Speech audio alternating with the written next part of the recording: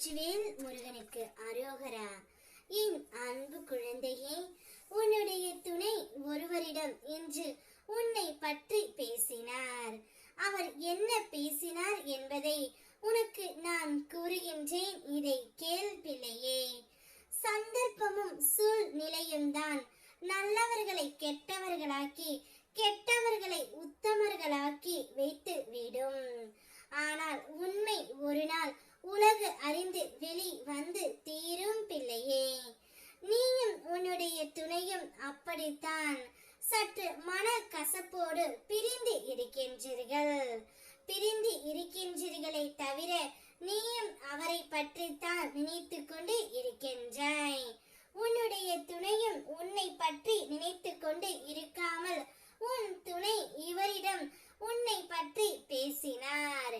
இந்த வாழ்க்கை எனக்கு இப்போது பிடிக்கவில்லை. இந்த வாழ்க்கையில் நான் மிகவும் வேதனையை அனுபவித்துக் கொண்டு இருக்கின்றேன்.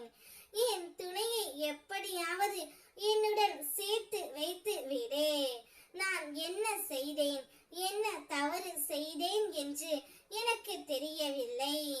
நான் சற்று கோபப்படுவேன், அவ்வளவுதான். அந்த கோபம் இப்போது எங்களுக்குள் பிரிவு ஏற்பட்டு விட்டது. அந்த பிரிவினால் நான் மிகவும் கஷ்டப்படுகின்றேன்.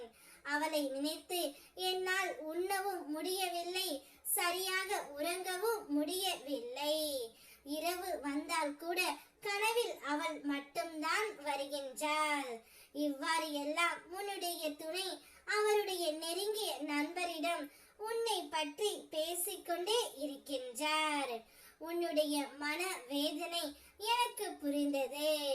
அவருடைய வேதனை உனக்கு புரிய வேண்டும் என்பதற்காகவே நான் இதை உன்னிடம் கூற வந்தேன் தங்கமே. இப்பொழுது அவர் படும் வேதனை வாய்விட்டு அவருடைய நண்பரிடம் கூறிவிட்டார்.